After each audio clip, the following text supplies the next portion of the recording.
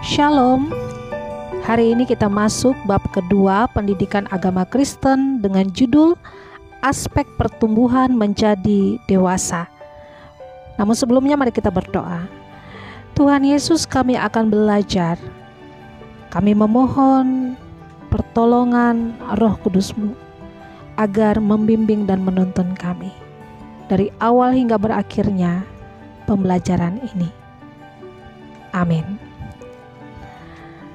Ada 5 aspek pertumbuhan menjadi dewasa, yaitu aspek intelektual, aspek sosial, aspek emosi, aspek moral, dan aspek spiritual.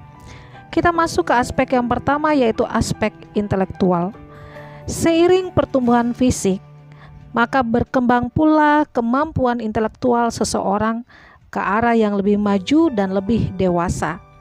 Remaja yang dewasa secara intelektual dapat menggunakan akal budinya untuk menilai benar atau tidaknya sesuatu, sehingga ia dapat berpikir matang saat mengatasi segala permasalahan dalam hidupnya. Ia juga tahu cara mengambil keputusan dengan baik, sehingga tidak menimbulkan penyesalan di kemudian hari. Remaja yang berpikir secara intelektual mampu mewujudkan kehendak Allah melalui semua orang, tidak peduli apakah ia sangat cerdas atau biasa-biasa saja. Ia juga akan memikirkan dampak dari masalah atau mencari cara untuk menyelesaikan masalah, dan ketika ia berhadapan dengan masalah, ia tidak bertindak sembarangan. Ada beberapa pola pikir yang harus dimiliki oleh orang dewasa. Yang pertama, cara berpikir positif, yaitu merujuk pada suatu pemikiran yang selalu mencari sisi baiknya dalam segala hal. Ia cenderung mencari hikmah dari kegagalan, memandang baik sifat-sifat orang di sekitarnya, berharap yang lebih baik, siap menghadapi segala situasi, berserah kepada Tuhan, berdoa, rendah hati, mengasihi, dan lebih setia. Norman Vincent mengatakan, jika kita melatih diri untuk berpikir positif, maka akan membuahkan kekuatan dalam diri. Sebaliknya, pikiran negatif akan melemahkan diri sendiri. Karena itu penting bagi kita melatih diri untuk berpikir positif. Pada akhirnya menjadikan kita lebih baik. Dan Rasul Paulus pun mendorong jemaat Filipi melakukannya. Bisa kita baca di Filipi 4 ayat 8-9. Berikut contoh karakteristik orang dalam konsep diri positif menurut D.E. Hamacek. Mampu bertindak benar, menerima pujian secara wajar, menikmati hidupnya, menerima diri dan merasa berguna bagi orang lain, peka terhadap keadaan orang lain. Sedangkan contoh dengan konsep diri negatif menurut William T. Brock dan Phillips Emmert, peka terhadap kritik, menanggapi pujian secara berlebihan, hiperkritis, suka mengkritik tapi tidak suka dikritik, dan pesimis. Yang kedua, cara berpikir proaktif adalah orang yang menggunakan pertimbangan terlebih dahulu sebelum memberikan respon terhadap sesuatu. Manusia memiliki kemampuan mempertimbangkan sesuatu karena ia diciptakan Tuhan dengan memiliki kehendak bebas sehingga mempunyai kemauan yang murni tanpa dipengaruhi orang lain. Ia diciptakan Tuhan dengan memiliki hati nurani sehingga dapat membedakan mana yang baik dan yang buruk. Ia diciptakan Tuhan dengan memiliki daya imajinasi yang tinggi. Supaya dapat berpikir proaktif, maka manusia dapat belajar beberapa hal berikut, yaitu melatih diri berpikir secara terpusat atau luas, berani mencoba, berusaha menghindari yang dapat merugikan diri, belajar menyesuaikan diri. Dalam Mazmur 90 ayat 10-12, pemazmur memohon kepada Tuhan agar diajar menghitung hari-hari hidupnya sedemikian, sehingga ia memperoleh hati yang bijaksana. Menghitung yang dimaksudkan bukan menghitung jumlah hari yang sudah dilewati, usia yang telah dicapai, atau sisa hari yang masih akan dijalani, tetapi menaksir untuk dapat memahami maksud-maksud Allah melalui semua perbuatan Allah atau peristiwa yang dialami manusia. Dengan memahami bahwa Allah merancang hal-hal baik untuk setiap orang, maka manusia dengan rela menyerahkan diri untuk mentaati Allah. Dengan cara ini manusia akan bijak menghadapi semua peristiwa, tidak akan lekas menyalahkan Tuhan pada saat mengalami hal buruk, dan tidak lupa bersyukur atas hal-hal baik yang diterima. Selain bersyukur, manusia akan lebih proaktif menyiapkan hari depannya dengan lebih baik, merencanakan dan bekerja keras, mewujudkan semua cita-citanya dengan bergantung kepada Tuhan. Yang ketiga, cara berpikir kritis, yaitu proses mental untuk menganalisis, mengevaluasi informasi yang dapat diperoleh dari hasil pengamatan, pengalaman, akal sehat, atau komunikasi. Berpikir kritis berarti mengevaluasi dan menilai sesuatu untuk mendapatkan pilihan yang tepat. Namun hal ini dapat terhalangi karena tidak memiliki informasi yang relevan, tidak bersifat netral dan bersifat emosional atau tergesa-gesa ketika menarik kesimpulan. Yang keempat, cara berpikir komprehensif, yaitu berpikir secara menyeluruh dengan cara mempertimbangkan berbagai aspek dan dari berbagai aspek atau sudut pandang. Orang yang berpikir secara komprehensif akan menilai secara objektif dan tidak menentukan keputusan dengan gegabah, melainkan menentukan atau menemukan keputusan yang bijak dan tepat. Kita masuk ke aspek sosial. Dewasa dalam aspek sosial berarti masuk atau mampu bersosialisasi dengan baik dan benar, serta mampu menempatkan dirinya dengan setiap orang. Hubungan yang baik ditandai dengan terbangunnya komunikasi dua arah, sikap saling menghargai, menerima, dan mengakui. Tidak hanya itu, tetapi juga dapat menempatkan diri dalam situasi apapun dan menyesuaikan diri dengan lingkungan tempat ia berada. Dalam hubungan sosial diperlukan sikap peduli dan saling mendahulukan kepentingan orang lain. Orang dewasa dalam aspek sosial juga akan menjaga kelestarian hubungan dengan orang-orang di sekitarnya dengan cara saling memahami adanya perbedaan, saling menerima kekurangan dan menghargai kelebihan orang lain. Remaja dituntut menjalin hubungan sosial yang benar dan bertanggung jawab kepada Tuhan dan keluarga.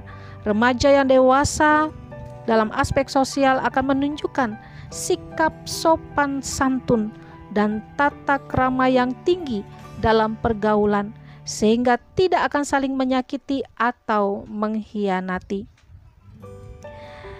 Orang yang dewasa dalam aspek sosial juga memiliki kemampuan untuk menyesuaikan diri dengan lingkungan sekitarnya tanpa mengubah identitasnya. Ia hidup dan berada bersama orang-orang di sekitarnya, tetapi hidupnya tidak bergantung kepada orang lain. Ia juga akan menerima dan memenuhi semua tanggung jawabnya dalam masyarakat. Pada saat Daud melihat bangsanya diperolok oleh Goliat, semangat kebangsaan dan hormatnya kepada Tuhan Allah Israel bangkit menggetarkan jiwanya. Dengan langkah tegap, Daud maju melawan Goliat. Rasa sosialnya yang tinggi mengalahkan ketakutannya terhadap Goliat yang akhirnya membawa kemenangan. Ini bukan tindakan angkuh, tetapi simpati dan empati terhadap bangsanya serta sikap hormat kepada Tuhan. Daud dapat menyesuaikan diri dengan keadaan perang dan tidak mementingkan keselamatan dirinya. Yonatan yang kemudian memilih Daud menjadi sahabatnya pun tidak merasa iri dengan kemenangan Daud. Kesadaran Yonatan sebagai makhluk sosial telah menumbuhkan sikap toleransi dan hormat kepada Daud meskipun status sosial mereka berbeda. Aspek emosi. Emosi adalah gejala perasaan disertai perubahan atau perilaku fisik seperti marah, senang, sedih, ceria, dan sebagainya. Dewasa dalam aspek emosi berarti mampu mengendalikan perasaan dengan cara yang tepat dan ditujukan kepada orang yang tepat. Beberapa ciri aspek emosional dalam diri pribadi dewasa antara lain tidak egois, mengontrol emosi dengan baik dalam penyelesaian masalah, memikirkan masa depan yang lebih baik, menerima hal buruk, kekecewaan atau tekanan dengan tenang dan stabil. Tuhan Yesus pernah marah ketika ia mendapati bait Allah menjadi seperti pasar, dikotori orang-orang yang menyalahgunakan fungsinya dan menjadikan tempat mencari laba. Tuhan Yesus marah dan mengusir semua orang yang berjualan. Matius 21 ayat 12-17. Lalu ia menyucikan bait Allah tersebut. Dalam situasi lain, Tuhan Yesus turut bersedih ketika mendengar Lazarus telah mati. Lukas 16 ayat 19-31. Ia menghibur Marta dan Maria, dan ia telah menunjukkan emosinya tetapi tidak jatuh ke dalam dosa amarah. Paulus marah dan menegur Petrus ketika Petrus bersikap salah. Mengapa? Karena para rasul menjadi teladan bagi orang percaya. Perilaku mereka akan ditiru orang lain. Paulus tidak ingin apa yang telah diajarkan berbeda dengan yang dilakukan. Hal ini yang dinamakan integritas diri dalam hubungan sosial. Aspek moral. Moral berasal dari kata mores yang artinya tata cara kehidupan, adat istiadat atau kebiasaan. Moral berhubungan dengan kaidah dan pranata yang mengatur perilaku individu dalam hubungan sosial dengan orang lain dan sebagai standar baik buruknya perilaku seseorang. Standar moral yang tinggi diperlihatkan oleh orang yang memiliki kepedulian terhadap orang lain. Saat melakukan sesuatu, ia mempertimbangkan dampaknya bagi orang lain, apakah membawa kesejahteraan dan kedamaian atau tidak. Allah memberikan 10 hukum kepada bangsa Israel agar menjadi standar hidup mereka. Keluaran 20 ayat 1-17.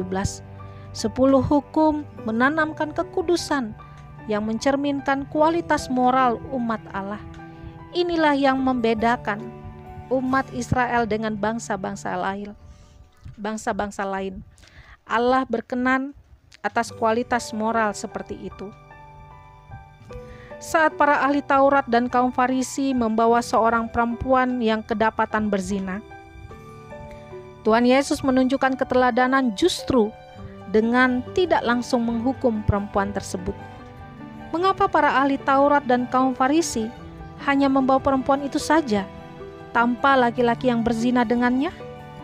Tuhan Yesus meminta barang siapa yang tidak berdosa melempari perempuan itu, tetapi satu persatu pergi meninggalkan mereka. Tuhan Yesus berkata, "Aku pun tidak menghukum engkau.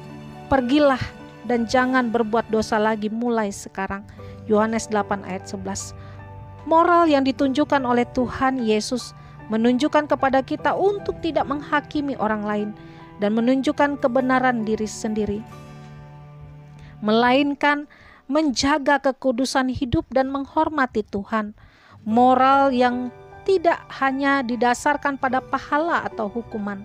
Moral yang dimiliki bukan untuk dipuji atau dihormati orang lain, melainkan karena hidup yang takut akan Tuhan. Aspek spiritual. Salomo dalam kitab Amsal 4 memulai nasihatnya dengan menyampaikan tujuan penulisan Amsal, yaitu untuk mengetahui hikmat, mengerti kata-kata, menerima pendidikan, memberikan kecerdasan, serta mengenal Amsal dan ibarat.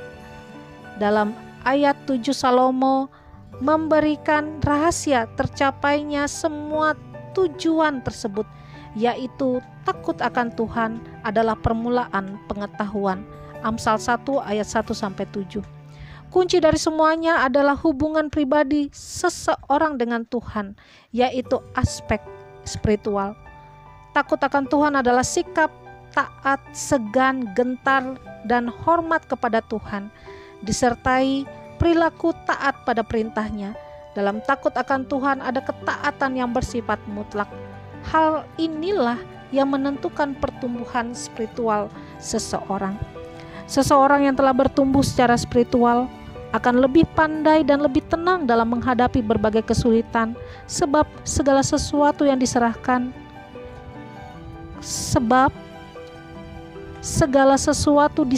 kepada Tuhan. Orang yang bertumbuh secara spiritual adalah orang yang hidupnya berpusat pada Kristus, yang ditandai dengan tampaknya nilai-nilai kekristenan dalam dirinya. Spiritual adalah hubungan yang terjalin dengan Allah yang Maha Kuasa. Spiritual seseorang terlihat dari bagaimana ia menghayati kehidupannya dengan melakukan yang terbaik dan benar di hadapan Tuhan. Orang yang dewasa dalam aspek spiritual, ia tidak hanya mengenal kekuatan, melainkan juga kelemahan dalam dirinya. Ia tidak menjadi sombong dengan semua kelebihan yang dimilikinya, karena pada saat yang sama ia tahu bahwa ia memiliki kekurangan. Ia juga memiliki hikmat dan pengenalan akan Allah. Kedewasaan spiritual adalah penghayatan yang dalam tentang kehadiran Allah dalam seluruh aspek kehidupannya, sehingga ia dapat merasakan kehadiran Allah dalam semua pengalaman hidup dan seluruh ciptaannya. Dalam pertumbuhan spiritual, seseorang perlu mengalami satu, pertumbuhan iman. Iman adalah dasar dari segala sesuatu yang kita harapkan dan bukti dari segala sesuatu yang tidak kita lihat. Ibrani 11 ayat 1. Iman tidak harus dibuktikan secara fisik. Iman bertumbuh tidak hanya pada orang dewasa seperti Abraham atau Raja Hizkia, tetapi juga pada anak-anak seperti Samuel dan remaja seperti Timotius. Iman tidak berbatas pada usia dan keadaan tertentu. Ada beberapa hal penting tentang iman. Yang pertama, iman dianugerahkan oleh Tuhan ke dalam hati manusia. Pertumbuhan iman sangat tergantung pada hubungan pribadinya dengan Tuhan. Iman berasal dari Tuhan yang timbul karena mendengarkan firman Tuhan. Yang kedua, iman tidak pernah selesai. Iman terus mengalami proses pertumbuhan seumur hidup kita. Semua peristiwa dalam hidup ini sesungguhnya untuk menumbuhkan dan memelihara iman kita kepada Tuhan. Yang ketiga, iman mendatangkan hikmat dan iman adalah dasar. Iman kepada Tuhan membawa seseorang dalam hubungan yang akrab dengan Tuhan karena mengenalnya. Keempat, iman menyelamatkan. Hanya iman kepada Kristus yang mendatangkan keselamatan. Orang yang beriman kepada Kristus akan hidup dan melakukan kehendak-Nya.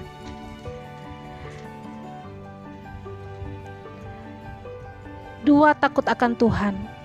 Takut akan Tuhan adalah sikap hormat, tunduk dan taat kepada Tuhan karena mempercayainya. Sikap ini membawa seseorang pada ketaatan dan melakukan kehendak Tuhan.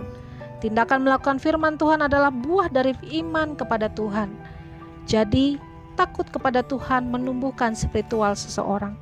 Pribadi yang tumbuh dewasa dalam aspek spiritual tidak hanya mengenal Tuhan secara intelektual, tetapi juga mengekspresikannya dalam hidup sehari-hari. Sebab iman tanpa perbuatan adalah mati, dan perbuatan yang dilakukan tanpa iman kepada Tuhan adalah sia-sia. Yakobus 2 ayat 20 sampai 22. Demikian bab 2 kita. Sebelum menutupnya, mari kita berdoa. Kami telah mendengar dan menyimak tentang pembelajaran bab 2 pendidikan agama Kristen.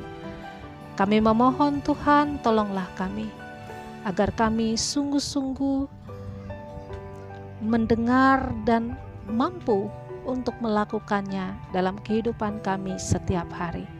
Amin.